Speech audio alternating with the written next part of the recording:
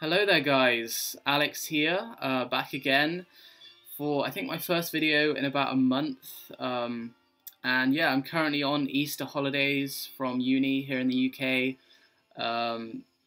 Don't have any lectures for a couple of weeks. Well, actually, I've already had about a week and a half off, and could have made some videos in that time, but to be honest, I've just been winding down and I needed that time to just relax and get away from everything for a bit, I guess, because it's been a very stressful semester so far.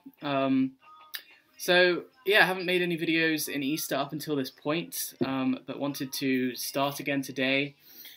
And what I thought I'd do is carry on with an ongoing series of mine that I started a couple of months ago now, I think, or it might have been January, where I started chronologically reviewing Bob Dylan's studio releases from Freewheelin' onwards. I didn't review his debut album from 1962, simply because I don't really see it. Well, mostly he was covering songs at that time, but also because I don't really see it as being on the same level as the albums that succeeded it. But apart from that, I've reviewed Freewheelin' Bob Dylan and Times They Are Changing thus far, and today simply I wanted to carry on with that and review the next one in his career, which also came out in 1964, as with Times They Are Changing. This one came out about 8 months later, in August of 1964, and today I'm going to review another side of Bob Dylan. A controversial album, I don't know if that's the word, but it's an album that many people are on the fence with. So this one should be interesting. I'd like to give you guys, my insight and my 2 cents on this album. And currently I only have a CD copy of this, sorry. I'm looking around for a vinyl copy. I have been for some time, as I am with all of Dylan's stuff, I guess. There's so much of his to collect, and I've got a lifetime to collect his LPs, so I'm sure I'll buy one at some point. Just waiting for the right copy to come about. But yeah, currently only have the stereo CD version. I also have the mono CD version, but that's in the box set. But yeah, going to go ahead and review this album. Playing in the background is Bob Dylan's Greatest Hits from 1967. This is the LP that Jeff sent me very kindly, which I showed in my last video from about a month ago. So go and check that out if you want to see this in more depth. Okay, so getting into the review, of course, Another Side of Bob Dylan was Dylan's 4th album, which came out on August the 8th of 1964. So we're approaching, I guess, the 50th anniversary of this in August of this year. 50th anniversary since this came out, and this was released approximately 8 months after his 3rd album, The Times They Are Changing, which came out, I believe, in January or maybe February of '64. But this very much marks a very distinct change and a transition in Dylan's career. Of course, the early albums were very much centered on topical songs, I would say, even though he would argue that maybe they weren't focused on topical protest type anthems.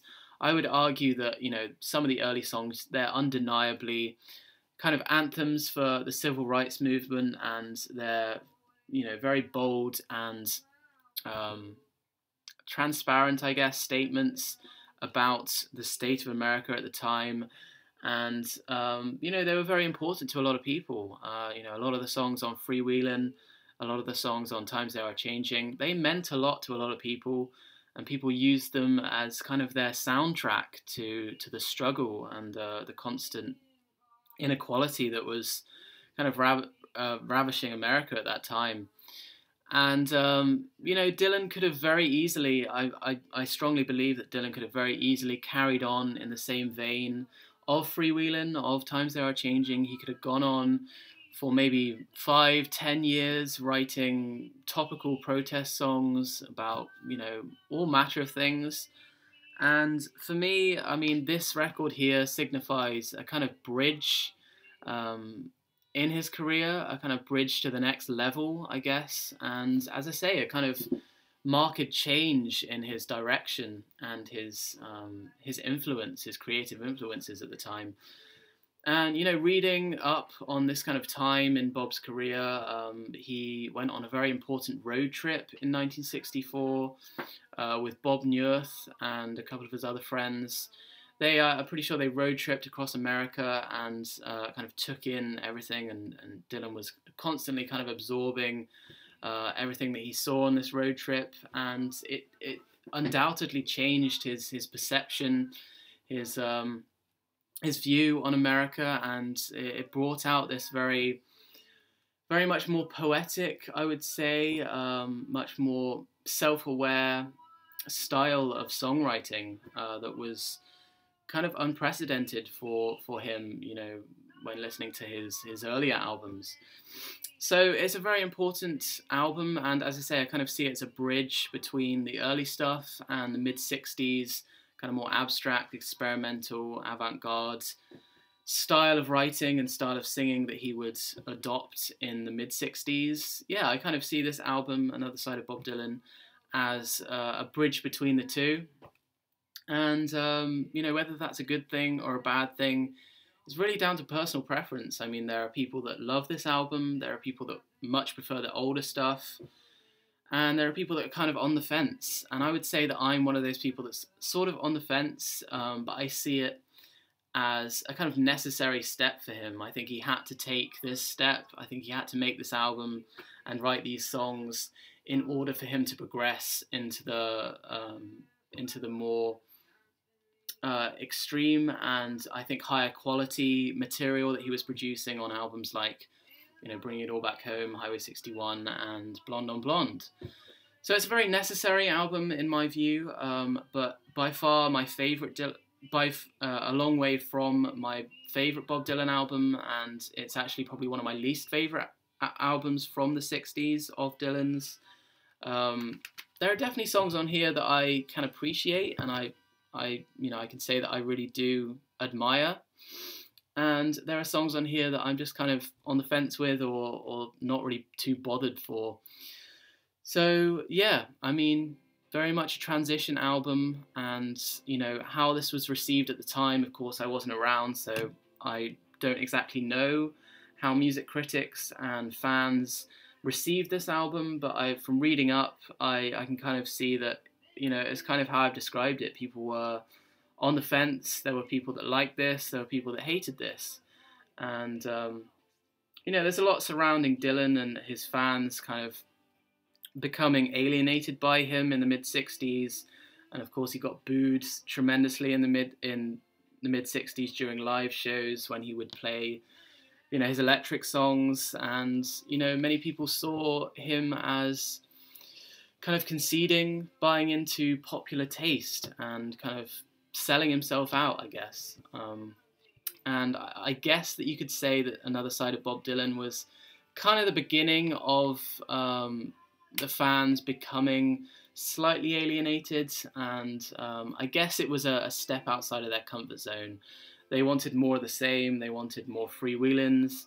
They wanted more Times They Are Changings. They wanted more Blowin' in the Winds, and they weren't getting that with this. They were getting a whole new version of Bob Dylan, and it looked very evidently like he wasn't ever going to go back to that. Okay, so that was a bit of background on Another Side of Bob Dylan. What I'm now going to do is do exactly what I've done with my last couple of album reviews, and that's to go through the track listing and just give you my opinion on each of the songs. As you can see, the track listing there. Excuse me. So 11 tracks on here. Another album produced by Tom Wilson, and I believe that Bringing It All Back Home was the last Dylan album that was produced entirely by Tom Wilson. I know that he started the Highway 61 sessions, but ended up, I think, falling out with Dylan and ending up leaving the sessions for Highway 61. But this one here is entirely produced by Tom Wilson. Not that there is too much production. Of course, at this time, Dylan was still acoustic. His songs were entirely acoustic. There was no electric instrumentation on here. So, yeah, not too much in terms of production value on Another Side of Bob Dylan. But that's, of course, not what this is about. You've got to look at the lyrics and, you know, kind of read into those to kind of get the most out of his acoustic works. So yeah, going to go through the track listing, and the first track on here is All I Really Want to Do. This is a nice enough song. I wouldn't say there's anything special about this. I feel like it's a bit kind of surface level, a bit shallow when compared to some of the great songs, Hard Rain's Gonna Fall, Masters of War, the great songs from Times They Are Changing and Freewheelin' Bob Dylan. Feel like this is, yeah, a bit surface level, a bit light, but I mean, again, there's people that are going to like that, there's people that are going to dislike that. For me, I mean, it doesn't really have a whole lot of replay value. I wouldn't go back if I was in the mood for listening to certain specific Bob Dylan songs. I certainly wouldn't go back to All I Really Want to Do, but it's a nice enough tune. There's nothing too offensive about this song. And I like the version that he did at Newport, I believe in 1965. There's a version that he did that you can actually watch, I believe on YouTube, where he's singing it outside to all these people sat on the lawn.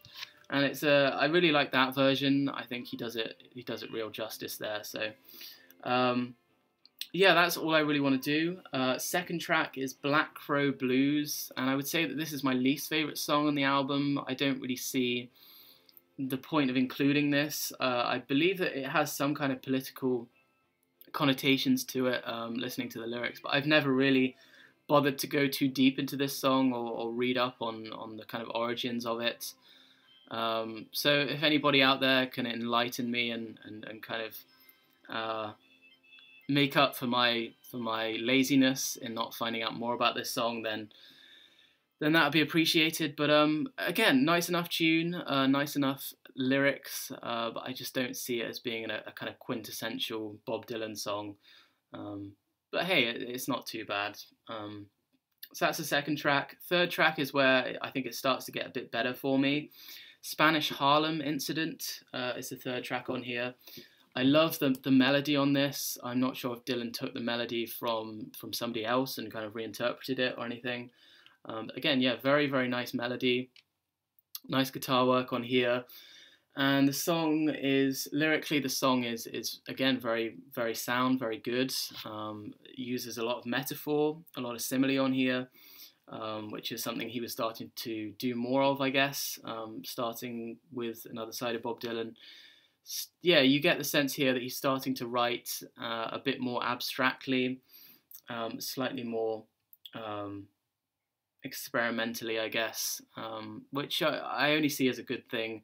And as I said, I kind of see that this stage, even though it feels slightly heavy, it doesn't feel slightly as refined as some of the later songs, some of the mid-60s songs. It still, to me, is definitely a step up, definitely a step in another direction in regards to songwriting. And I definitely think that comes through on Spanish Harlem Incident. So yeah, I really like that song.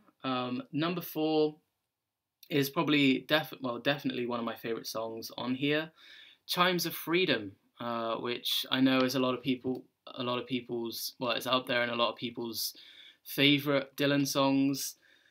Great song. I mean, again, this is loaded with images, with imagery and metaphor, and yeah, a very, very nice song. Dylan is so poetic on here. You know, I know he wrote this on his road trip across America, as I mentioned, as well as Mr. Tambourine Man.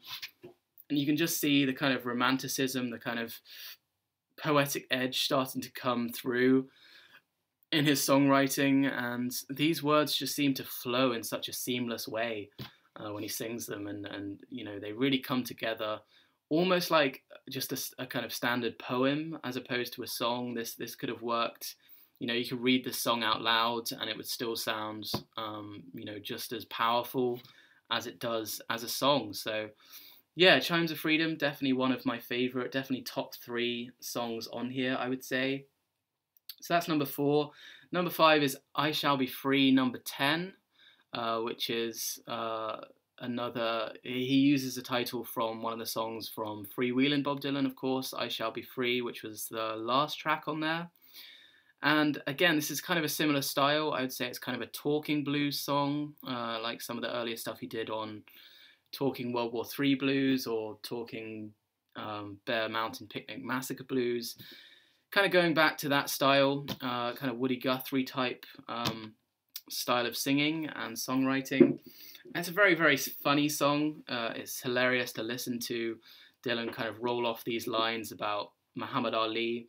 He calls him Cassius Clay on here, but of course that was Muhammad Ali's his real name. Yeah, it's hilarious to hear Dylan kind of make jokes about Cassius Clay, and you know, it's very, it feels very in tune with the time, I guess. I know I wasn't around, so it's hard for me, and it probably sounds quite naive for me to say that, but yeah, it sounds like, you know, a lot of people at the time would have got this kind of humour in a song, and especially on a Dylan song, they were already used to his kind of tongue-in-cheek type humour from Freewheelin' and his first album particularly. So yeah, I mean, I Shall Be Free, number 10. People are already very used to this type of Dylan rambling, I guess. And yeah, it's a fun song. There's nothing special about it, but I've got nothing against it. It's funny to listen to, and it definitely adds to the kind of variety of the record, I would say. So that's number 5. Number 6, again, one of my favourites on here, To Ramona. I mentioned in my top 15 Bob Dylan songs of the 60s. I think I had it as an honourable mention. I didn't quite make it into the top 15, but it's one of my favourites on here. Definitely one of Dylan's best early love songs. I know he wrote some great love songs on Freewheelin', Girl from the North Country, and of course Boots of Spanish Leather, On Times They Are Changing.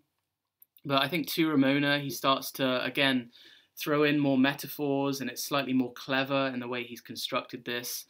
And yeah, it just feels much more romantic, and it just shows that he's starting to become a much more multifaceted, multi-dimensional writer. And it's a lovely song. I can't really say anything more than that. It's just a delight to listen to. So yeah, To Ramona is at the halfway stage of this LP. Number 7 is Motorcycle Nightmare.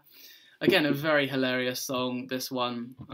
Dylan kind of telling the story of supporting communism, and he talks about Fidel Castro on here, and how he meets this kind of family, and he tells them about him being a communist or supporting Fidel Castro, and this guy who's kind of lumberjack type figure goes absolutely mental on him and kicks him out of the house, and you know, there's a girl involved, and it's just one of those kind of wacky, typical Dylan songs where he just kind of throws everything into a huge mixing bowl, and just this kind of very intelligent, politically charged story kind of comes out. So yeah, I really enjoy it. I mean, I think it's well written, it's well humoured, and again, even though it's not maybe on the level of some of the best songs on Freewheelin', it's certainly worth being on here, I would say. So yeah, that's track 7.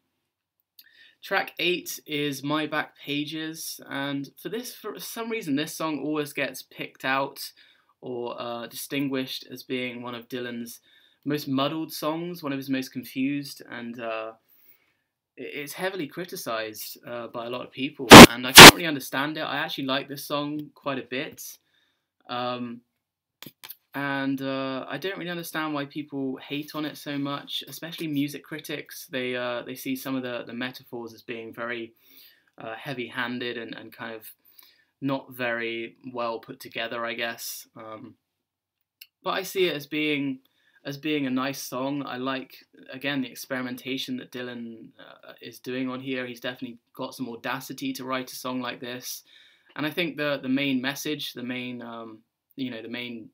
the main line, the main chorus of the song, I was so much older then, I'm younger than that now, kind of says a lot about his state of mind at the time. I mean, he's talking about how he kind of made himself into this political figure himself. It was kind of self-inflicted, and it's well documented that he was never a fan of people calling him a protest singer or a topical songwriter.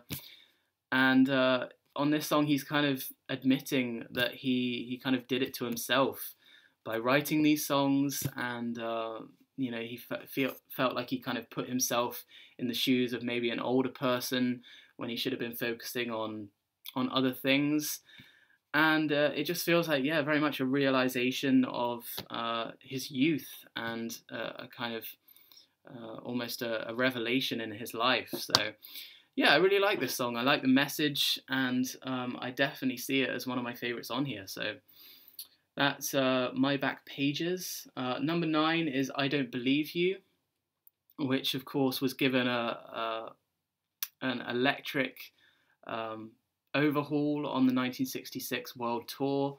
And of course I much prefer the 1966 version. I feel like the version on here is a bit flat. And I don't feel like the lyrics are too complex. I mean, I think if the lyrical content was a bit more complex, then it might have worked a bit better. The messages that he was, or the kind of, not the messages, but the sentiment that he was trying to put forward on here would have come through slightly better if the lyrics were slightly higher quality, I would say. But I love the 66 version. I love the electric twist that he gave it on that tour. It really comes across as very, very abrasive and pummeling, as many of the songs do on that tour. But on here, yeah, I just feel it's a bit flat. It never really sparks any interest in me. I kind of get a bit bored of this. Certainly now, going back to this, because I've heard it so many times, yeah, just kind of bores me a bit, I guess, this song. So, but again, nothing offensive, certainly listenable, but just I wouldn't choose it as one of my favourite songs on here. That's number 9. Penultimate song, number 10, is Ballad in Plain D, which is one of the longer songs. I think it's 8 minutes, and this is obviously very personal, very close to home for Dylan. He's writing about Suze Rotolo, who sadly passed away, I think, a couple of years ago now. And yeah, this is one of the very sad songs that he wrote, and it kind of contrasts very, very starkly with some of the light humor type songs on here that I've mentioned. But yeah, this song is much slower, much more somber, and the title kind of says it all, I guess, Ballad in Plain D. He's talking very personally and very much in depth about heartbreak, and this was around the time that he was starting to find trouble with Suze Rotolo, and they were going their separate ways, and it's very bitter at the same time. And this is one of the first times you start to see the bitterness come out of Dylan, which would kind of come to epitomize some of the mid-60s stuff like Ballad of a Thin Man and Positively 4th Street. This is very personal, it's very honest, and he's not holding anything back on here. It's just in your face, and he's telling you every single detail. So yeah, that's Ballad in Plain D. And finally, the last song on here is It Ain't Me Babe, which I'd say is definitely one of the most popular songs on this album. You definitely hear It Ain't Me Babe played much more regularly than most of the songs on here. And I believe Sonny and Cher, however you say it, their song oh, I can't remember the name of their song now, but it was taken directly from "It Ain't Me, Babe." Um, so obviously this song had a slightly wider popularity, and you know, it definitely has that kind of vibe to it. You get a kind of tuneful type melody, and again, kind of slightly more simple lyrics like the ones on "I Don't Believe You" um, and "All I Really Want to Do." It kind of feels like in the same vein of those songs to me. And again, I like it. I mean, again, if I listen to it now, it becomes slightly tedious, I would say, but I've got nothing against it again, and I definitely like it enough to play it from time to time. So yeah, I mean, all in all, there's a mixed bag of songs on here, and I wouldn't say that I'm one way or the other on this. I mean, comparing it to Freewheelin' Bob Dylan, comparing it to Times They Are Changing, I would say that this is definitely a step back in terms of quality. But I think in many ways it's a step back and a step forward, because I think this, as I said, is a kind of necessary. This was a necessary album, a bridge, I guess, to the mid '60s trilogy, the three albums of Dylan's that he recorded in the '60s that I consider to be probably my favourite. So yeah, mixed feelings about this. I don't love it. I don't hate it. I'm just kind of on the fence.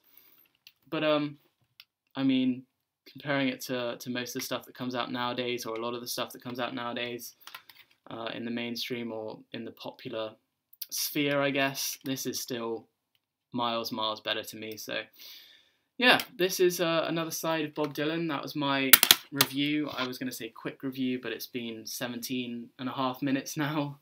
I'm sorry, I can't stop myself when I start talking about Dylan. I seem to just be able to talk for hours seemingly. So apologies for that, but yeah, I hope you enjoyed the review, and let me know your opinions on this album.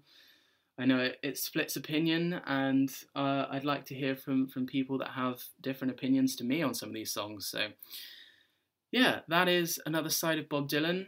Next time, well, my next review is going to be Bringing It All Back Home.